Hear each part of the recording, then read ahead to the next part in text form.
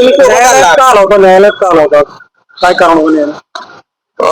इंदापूरला मोठं ऊसाचं आंदोलन 2011 साली झालेले 12 साली झालेलं होतं 11-12 साली आणि अनेक कार्यकर्त्यांच्यावरती त्यावेळी काँग्रेस आणि राष्ट्रवादीच्या सरकारनं गुन्हे दाखल केलेले होते आणि त्या संदर्भामध्ये गेली आम्ही 13 वर्ष झालं या न्यायालयीन प्रक्रियेमध्ये या ठिकाणी येत आहोत आणि त्यानंतर आम्ही या ठिकाणी आलेलो.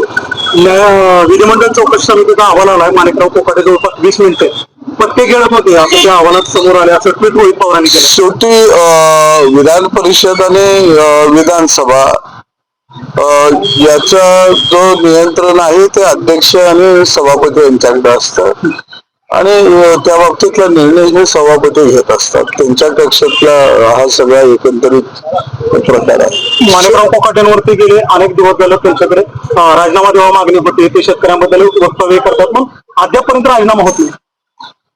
एक गोष्ट आपल्याला लक्षात घ्यावी लागेल की सगळ्याच लोकप्रतिनिधींनी सत्तेवर असू सत्तेवर नसू संवेदना जागा ठेवून खऱ्या अर्थानं जे पवित्र कायदा मंडळाचे ठिकाण आहे त्या ठिकाणी काम करायला पाहिजे.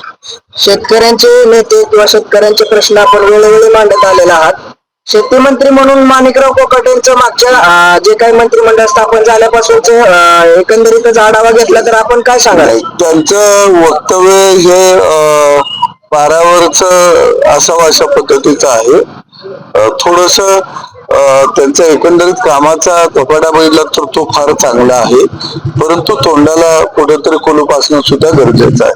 भ्रष्टाचारी नेत्यांना वाचवण्यासाठी राज्यात नवीन फडणवीस ऍक्ट आणलाय आणि राज्यपाल कारवाई करत नाहीत राष्ट्रपतींकडे धाव घेणार आहे अशी टीका संजय राऊतांनी केली. संजय राऊत असं म्हणतात की भ्रष्टाचारी नेत्यांना वाचवण्यासाठी राज्यात नवीन फडणवीस ऍक्ट आणलाय आणि राज्यपाल कारवाई करत नाही तर मग आता राष्ट्रपतीकडे आम्ही धाव घेणार आहोत. संजय राऊतांनी हे वक्तव्य करावं राज्यपाल कारवाई करत नाही म्हणजे गाढवानं हसावा अशातला हा प्रकार आहे. महायुतीतले नेते सतत वादग्रस्त वक्तव्य करतात त्याला जोडून एक प्रश्न आहे. असं काही नाहीये. महाराष्ट्रामध्ये अनेक वेळा अशी वक्तव्य झालेली आहेत. त्या काळामध्ये सोशल मीडिया इलेक्ट्रॉनिक मीडिया जी माध्यमं फार कमी होती. आता ही माध्यमं जनतेच्या समोर सहजरित्या उपलब्ध असल्यामुळे लगेच दिसून येतं लगेच कळतं. महायुतीत काही घुसपूस आहे का? महायुती म्हणजे शिंदे सेना अजितदादाची राष्ट्रवादी कारण जेवणाची पार्टी होती फक्त मुख्यमंत्रीच होते. महायुती ही एक संघ आहे. देवाभाऊच्या नेतृत्वाखाली सरकार भक्कम आहे. कुणी कितीही बिबा घालण्याचा प्रयत्न केला तर एके कुणी उठणार. महाराजांनी जे जेवण दिलं होतं त्यांच्यावर अजित पवारांच्या वाढदिवसानिमित्तानं जे जेवण ताज हॉटेलला देण्यात आलं तिथं मात्र शिंदेच्या सेनेने जाणं टाळलं फक्त मुख्यमंत्री एकटेच गेले. असं नाही त्यांनी कुणाला निमंत्रण द्यावं हा त्यांचा प्रश्न आहे. मला वाटतं सगळ्यांना त्यांनी निमंत्रण दिलं असावं कारण मला काही त्याची एवढी माहिती नाहीये बाकी लोक का गेले नाही.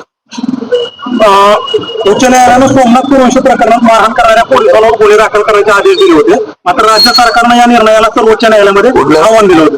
सोमनाथ सूर्यवंशी प्रकरणामध्ये उच्च न्यायालयानं मारहाण करणाऱ्या पोलिसांवरती गुन्हे दाखल करावे असे आदेश दिले होते मात्र राज्य सरकारने त्याला सर्वोच्च न्यायालयात आव्हान दिलं. मात्र आता तिथं सुद्धा सर्वोच्च न्यायालयानं हायकोर्टाचा आदेश जो कायम ठेवलेला आहे म्हणजे राज्य सरकारला एक प्रकारे शेवटी प्रत्येक संस्था ही तिचं स्वतंत्र अस्तित्व आहे आणि त्या संस्थेला निर्णय घेण्याचा त्यांचा अधिकार आहे असं मला वाटतं. शक्तीपीठ मार्गावरून थोडासा गदारोळ सुरू आहे. शेतकरी म्हणतात जमीन देणार नाही इकडे सरकार म्हणते आम्ही करणार आहे. शेतकरी संघटना म्हणून तुमची काय भूमिका? शेतकऱ्यांना विश्वासात घेऊन विकासात्मक योजना राबवाव्यात ही भूमिका पहिल्यापासून माझी आहे आणि आजही आहे. मनोज जरांगे पाटील यांनी 29 ऑगस्टला मुंबईला जाण्याचा नारा दिलेला आहे. गावोगाव त्यांची बैठका चालू आहेत. कसं बघताय आपण सहकारमधील एक सहभागी घटक? मला वाटतं एक चळवळीतला कार्यकर्ता म्हणून त्यांनी मराठा समाजची चळवळ या राज्यामध्ये उभा केली. सर्वसामान्य गरीब मराठा समाजाला न्याय मिळाला पाहिजे हे त्याने भूमिका घेतली. परंतु ज्यावेळी आंदोलनाचं पाऊल आपण उचलत असतो त्यावेळी जर पुढचे चर्चेचे दरवाजे बंद असले तर आपण त्याला धडक मारायची असते. त्यांनी संवादाचा मार्ग निवडावा सरकार बरोबर चर्चा करावी.